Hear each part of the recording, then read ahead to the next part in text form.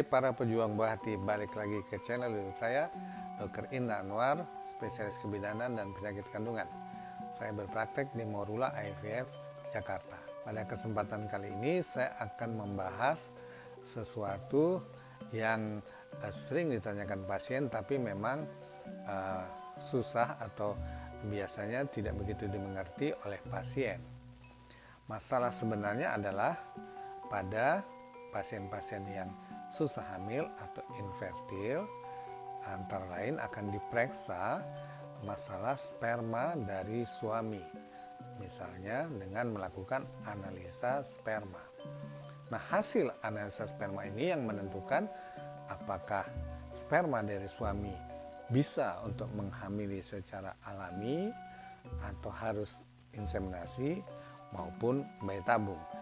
Jadi hasil analisa sperma nantinya berupa normozoospermia, artinya sperma yang dianggap normal, jadi bisa untuk menghamili secara alami. Bisa berupa astenozoospermia, artinya gerakan sperma tidak normal, sehingga tentu peluang hamil alami menurun, tapi mungkin masih bisa untuk inseminasi ataupun bayi tabung. Bisa juga berupa teratozoospermia, artinya bentuk sperma tidak normal atau di bawah normal, sehingga dianggap sulit untuk menghamili secara alami maupun inseminasi, tetapi bisa dipakai untuk bayi tabung. Yang paling penting adalah hasil analisa sperma yang berupa oligozoospermia, artinya jumlah sel sperma per cc yang disebut konsentrasinya di bawah normal. Nah, di bawah normal mungkin masih bisa untuk inseminasi, apalagi bayi tabung. Jadi sebenarnya selama sperma masih ada dan bisa dikeluarkan dengan masturbasi misalnya, maka kita bisa mendapatkan sperma. Hasil dari analisa sperma tidak terlalu masalah, cuman harus disesuaikan apakah bisa dipakai untuk hamil alami atau inseminasi atau harus bayi tabung. Tapi kadang-kadang hasilnya adalah yang disebut azoospermia, atau air maninya bisa keluar tapi tidak terdapat sel sperma di dalam air mani, jadi hanya air saja tapi tidak ada bibitnya. Nah, dalam keadaan azoospermia ini kita tentu harus mencari faktor penyebabnya. Secara garis besar, pada hasil sperma yang azo bisa karena masalah transportasi, artinya sperma itu akan diproduksi di buah zakar atau yang disebut testis, diproduksi sehingga akan bisa diperbanyak atau diperbarui setiap kali selama fungsi testis masih bagus. Tetapi sperma yang diproduksi ini tidak bisa dikeluarkan pada waktu ejakulasi, sehingga yang keluar hanya cairannya, sedangkan spermanya tidak ikut keluar. Itu karena adanya masalah di transportasi, misalnya sumbatan, apakah karena infeksi atau dari lahir memang saluran spermanya tidak terbentuk atau pernah divasektomi. Jadi banyak faktor sehingga saluran sperma tidak ada atau tertutup, sehingga sel sperma yang diproduksi di buah zakar tidak bisa keluar pada waktu melakukan hubungan seksual. Ini satu penyebab azoospermi. Penyebab lain adalah transportasi, artinya saluran sperma bagus tetapi fungsi buah zakarnya atau testisnya yang terganggu, artinya produksi sperma di testisnya yang terganggu, sehingga tidak ada atau sangat sedikit sperma yang diproduksi, sehingga tidak cukup untuk dikeluarkan pada waktu ejakulasi. Jadi hasilnya juga akan berupa azo.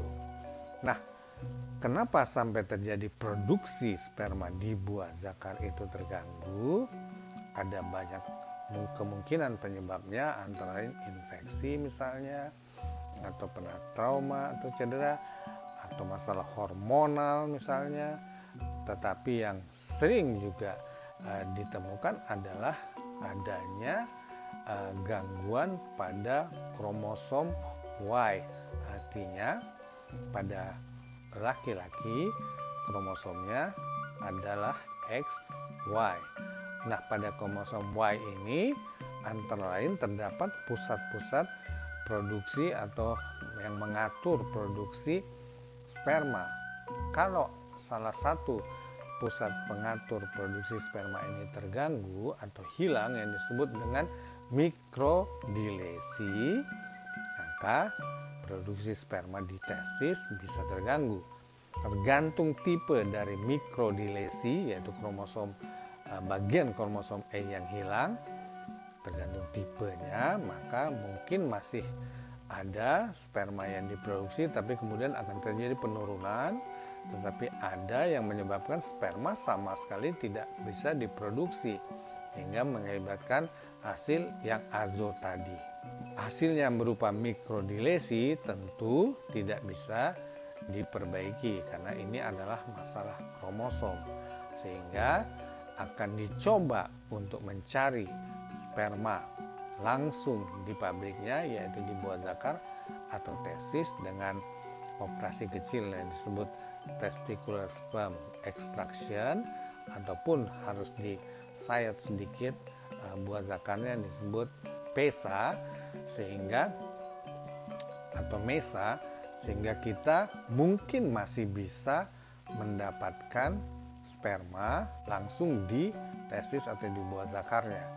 Kalau masih bisa diperoleh beberapa sperma melalui operasi yang tadi disebut PESA atau TESE atau MESA, maka sperma yang kita dapatkan dari proses operasi kecil ini akan disimpan beku dan kemudian bisa kita manfaatkan pada waktu istri di program untuk bayi tabung.